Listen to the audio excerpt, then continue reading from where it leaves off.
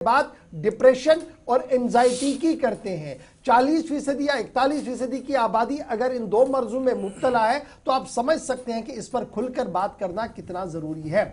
लेकिन इस प्रोग्राम का एक फायदा यह हुआ कि हुकूमती इदारे भी जरा और तेजी के साथ काम करने लगे और आज से बाज़ाब्ता तौर पर टेलीमानस ने वीडियो कॉन्फ्रेंसिंग का भी फैसिलिटी दे दिया, यानी आप वीडियो कॉल करके बराह रास्त डॉक्टर साहब से भी बात कर सकते हैं। एक अच्छी पहल है, लेकिन सूरत हाल ये है कि चंद सवालात ऐसे अभी भी हैं जिन पर गुफ्तगू करना जरूरी है और जो की तरफ से हम तक आते हैं या कुछ लोगों की तरफ से हम तक पहुंचाए जाते हैं। हम कोशिश करते हैं कि सुबह जब हमारे साथ डॉक्टर साहब आते हैं 5-10 मिनट के अंदर अंदर, तो उस पर हम वो बात 2-3 बातें उनके सामने रखें ताकि इस्लाह हमारी भी हो और इस मसले से जो हम निपट रहे हैं हर दिन इससे रहे और हर आदमी डिप्रेशन और एंजाइटी से कैसे बेहतर तरीके से बाहर आए उस पर हम गुफ्तगू करते हैं। डॉक्टर साहब हमारे साथ डॉक्टर जुनैद नबी साहब एसोसिएट प्रोफेसर हैं जी जीएमसी श्रीनगर के अंदर और माहिर नफ्सियात है, बड़े वर्षे से इस पूरे मामले पर काम कर रहे हैं। डॉक्टर जुनैद साहब बहुत शुक्रिया सर काम करने के लिए, हमारे साथ ज्वाइन करने के लिए। सर इस वक्त प्रोग्राम के अंदर आपका काम वसी है और काफ़ी अरसे से आप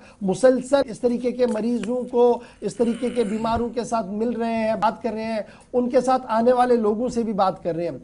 अब लेकिन कल से एक चीज़ सामने आ रही है कि मरीज जिस भी घर के अंदर इस तरीके का है उसका इफेक्ट और इम्पैक्ट आसपास के लोगों पर भी अब पड़ता है और आहिस्ता आहिस्ता करके वो भी कहीं ना कहीं ये सोचते हैं शायद उनको भी ये डिप्रेशन और एंजाइटी हो रही है, ये चीज़ उनको ना हो। इसके लिए वो क्या करें? एक तरफ जो करें जनाब हम तो इनकी गुफ्तगू सुनते हैं, हम इनके साथ बराबर खड़े रहने की कोशिश करें, लेकिन अब हमें ये खतरा लग रहा है कि शायद हम पर भी ये हावी हो रहा है और हमारा दिमाग भी बिल्कुल उसी तरीके से सोचना शुरू करता है जिस तरीके से ये मरीज सोच रहा है। शुक्रिया, अस्सलाम वालेकुम। देखिए, जब हम बात करते हैं ना मेंटल हेल्थ की, ये बहुत ही इंपॉर्टेंट एस्पेक्ट है हमारी लाइफ का। जितना जरूरी फिजिकल हेल्थ है मुझे लगता है उससे ज्यादा मेंटल हेल्थ है, क्योंकि अगर जब तक हमारा दिमाग जहन अच्छे से काम ना करे उसका बैड और पॉजिटिव इफेक्ट बॉडी पे भी पड़ता है। तो अगर हम बात करते हैं डिप्रेशन या एंजाइटी की, बहुत ही हर एक इस बारे में बात करता है कि मेरे को डिप्रेशन या एंजाइटी है और हो रहा है। तो इसका अगर हम बात करें होता क्या है कि इसमें बेकरारी, बेचैनी, मन उदास, परेशानी होना और इसमें माने सिचुएशनल चीजों का इम्पैक्ट पड़ता है। एनवायरमेंटल कैसा माहौल है इर्द गिर्द, उसका सिचुएशंस किस सिचुएशन में है वो इंसान, उसका इम्पैक्ट बहुत कॉमन है। और जेनेटिक्स का भी बहुत इंपॉर्टेंट रोल होता है। और जब आप बात करते हैं स्ट्रेस, एंजाइटी की, ये कॉमन है हर एक की लाइफ में, ऐसा नहीं मैं बोलूंगा कि मेरी लाइफ में नहीं है। मगर फिर कोपिंग मैकेनिज्म होता है एक किस्म का, जैसे जिस्म को के लिए इन्फेक्शन से इम्यून सिस्टम की जरूरत होती है, वैसे ही कोपिंग मैकेनिज्म होता है जिससे हम परेशानी से लड़ते हैं। मगर एक टाइम ऐसा आता है कि जब बहुत ज्यादा परेशानियां होती हैं तो फिर ये मैकेनिज्म डिफंक होता है, हमारे फिर काम नहीं कर पाता है। फिर इसके नताइज होता है कि एक इंसान ये डिप्रेशन और एंजाइटी में मुलविस हो जाता है। अगर ऐसे कुछ सिम्टम्स हैं, इसमें दो चीजें जो हेल्प करती है, एक तो काउंसलिंग इंपॉर्टेंट है और उसके साथ साथ दवाइयों का भी इंपॉर्टेंट रोल है। और अगर जैसे हम इन्फेक्शन में बोलते हैं एक इंसान को कि अपने आप को ख्याल रखे, परहेज करे, इसमें भी हम ऐसे बोलते हैं कि पेशेंट को बिजी रखना है, अपने आप को पॉजिटिव एनवायरनमेंट में रहना है। और जैसे कोपिंग मैकेनिज्म, रिलैक्सेशन एक्सरसाइजेस बोलते हैं, या योगा का भी ट्रेंड बहुत कॉमन है, वो कर सकते हैं जिससे हम माइंडफुलनेस एक्सरसाइजेस, जिससे हमारा जो दिमाग का संतुलन है वो सही रहेगा और जो डिप्रेशन और एंजाइटी के जो इश्यूज हैं उससे हम बच सकते हैं।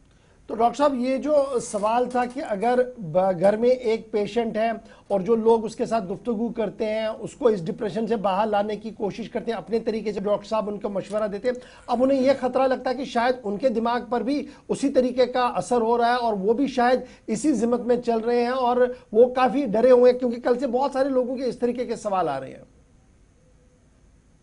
नहीं, देखिए, जैसे मैंने बात बोली कि सिचुएशन, हम कैसे, अगर कोई बंदा बीमार है उसको वो तो वैसे ही रहेगा, मगर जैसे मैंने बोला कि फिर या तो यही एक्सरसाइजेस कर सकता है इंसान, जैसे माइंडफुलनेस है या योगा है या स्पिरिचुअल, इंसान नमाज पढ़े उसमें, या किसी के साथ बात करें अगर ऐसे कोई इश्यूज है। हमारे को ऐसा हमेशा रहता है कि अगर हम किसी के साथ ही डिस्कस करेंगे, हमारे को क्या बोलेंगे, हमारे को नीची नजर से देखते हैं। क्योंकि जब हम किसी को साइकेट्रिस्ट के पास बोलते हैं जाने के लिए, कंसल्टेशन लेने के लिए, हमेशा स्टिग्मा रहता है उसके साथ। हमारे को लोग क्या बोलेंगे, हमारे घर वाले क्या बोलेंगे, मैं क्या पागल हूं, ऐसा रहता है। तो इसमें इंपॉर्टेंट चीज है यही, या तो एक्सरसाइज कर सकता है, या माइंडफुलनेस कर सके, या स्पिरिचुअल नमाज पढ़े। अगर वो हैंडल नहीं कर पाता है तो स्पेशलिस्ट अवेलेबल है इसमें। हम या साइकेट्रिस्ट अवेलेबल होते हैं या क्लिनिकल साइकोलॉजिस्ट होते हैं, उनसे वो डिस्कस करें। या कोई होता है इनका कोई क्लोज फ्रेंड होता है, या कोई ना क्लोज एड होता है, जिनके साथ वो डिस्कस करना इनको जरूरी है।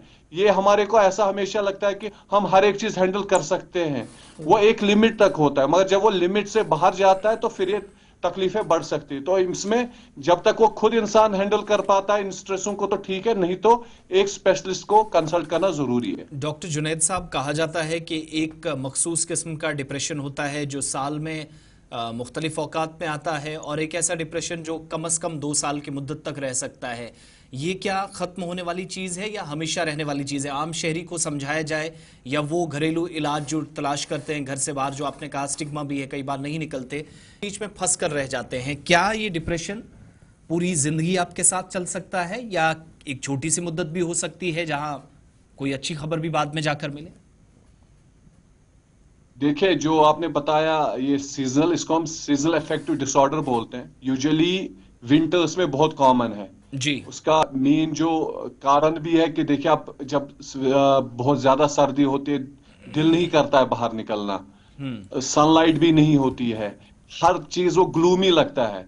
तो उसमें एक चीज वो है। दूसरा जो आप बोलते हैं वो डिस्थाइमी है, मोर देन 2 years।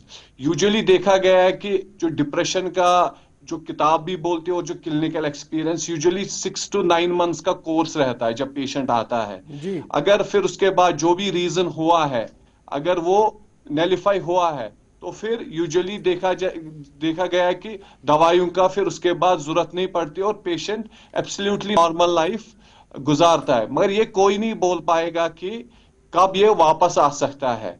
और मोस्ट ऑफ द टाइम्स ऐसा होता है कि कोई ना कोई सिम्टम रहता है, मगर इंसान की लाइफ, जब वो उसको पहला ये एपिसोड हुआ था और जब वो ट्रीटमेंट के बाद उसकी लाइफ बहुत ही स्टेबल हो गई होती है।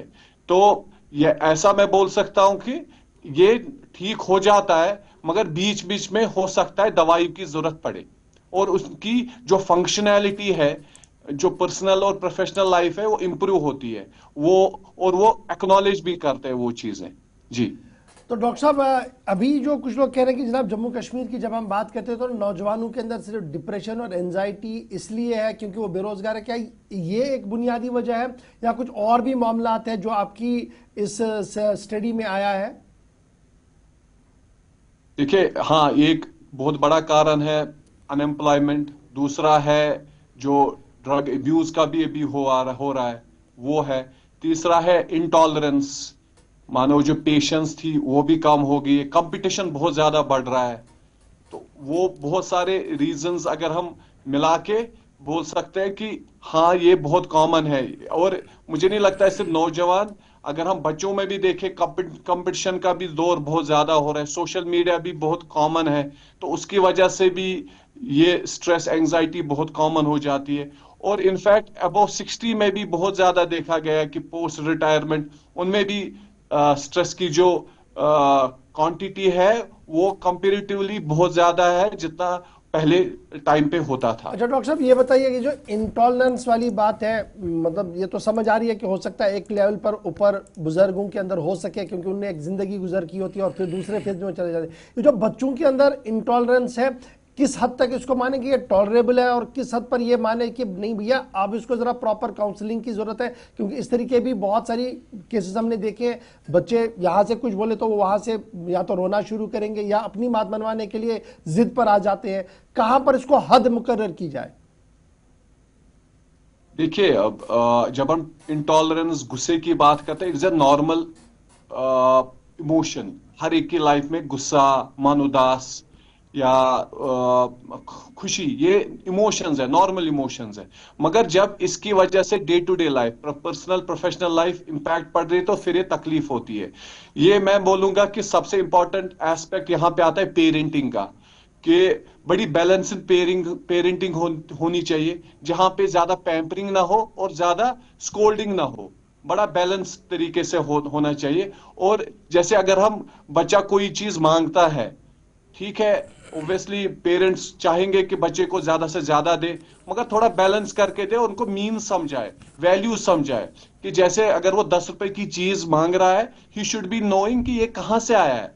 क्योंकि ये जो आजकल की जो जो एज ग्रुप है बच्चों का, ये टेक्नोलॉजी में पैदा हो, इनको टेक्नो, अगर जनरेशन भी बोले गलत नहीं होगा, तो इनकी जो मेंटल कैपेबिलिटी है जो हमारी थी उनसे ज्यादा डेवलप्ड होती है, तो दे अंडरस्टैंड थिंग्स ज्यादा अच्छे से। तो ये बहुत इंपॉर्टेंट चीज रहता है कि ये पेरेंटिंग बहुत इंपॉर्टेंट है। दूसरा एस्पेक्ट रहेगा कि इनको वैल्यू समझाए। अगर हम कोई चीज बोलते हैं या कोई चीज मांगता है ये बंदा, दे दो, मगर बड़ा बैलेंस करके, ज्यादा भी नहीं कम भी नहीं। और ताकि ये फिर आगे जाके क्या होता है कि अगर एक इंसान की हैसियत 10 रुपए की होती है, वो फिर 100 रुपए की मांगेगा, तो अगर उस लेवल का हो गया कि उसकी हर एक चीज मांग रहे थे, तो वो बंदा फिर कर सकता है कि वो थोड़ा मैनिपुलेट भी करता है, जिसको हम ड्रामाबाजी भी बोलते हैं। कि जैसे आपने बोला कि वो थोड़ा रोने लगता है या कुछ भी बोले, मैं कुछ कर दूंगा अगर आप मुझे ये चीज फुलफिल जी नहीं बिल्कुल। करोगे। तो ये इंपॉर्टेंट रहता है कि अगर हम पहले ही पेरेंटिंग थोड़ी प्रॉपर करें, उसमें सबसे, इसीलिए तो बोलते हैं घर सब पहला स्कूल है, जहां से बच्चा सब कुछ सीख के जाता है। क्योंकि कोई बच्चा सही खराब नहीं होता है, कोई बच्चा अच्छा नहीं होता है। हर एक बच्चा बच्चा ही होता है जब वो पैदा होता है। तो वो कैसा बनेगा वो सारा पेरेंट्स पे पेरेंटिंग पे डिपेंड डिपेंड करता है। है, और जो बहुत बहुत एनवायरनमेंट, शुक्रिया किस एनवायरनमेंट में डॉक्टर वो प्रोफेसर जुनेद नबी साहब, उसकी ग्रोथ। मारूफ माहिर नफ्सियात, श्रीनगर से आप हमारे साथ रहे। बहुत बहुत शुक्रिया प्रोग्राम सलाम जीके में ज्वाइन करने के लिए और कीमती बातें करने के लिए। उन तमाम लोगों के सवालात भी जो मुख्तलिफ सेगमेंट्स में हमारे साथ इस प्रोग्राम में ज्वाइन करते हैं, अपनी बात रखते हैं और उनकी बात भी आई है। बहरहाल ये जो जब मुसीबतों की, परेशानियों की बात हो रही है, तो आम शहरियों के लिए मुसीबतें कम नहीं है। डिप्रेशन के अलावा भी बहुत सारी ऐसी मुश्किलात हैं, लेकिन डिप्रेशन की तरफ लेकर जाती हैं।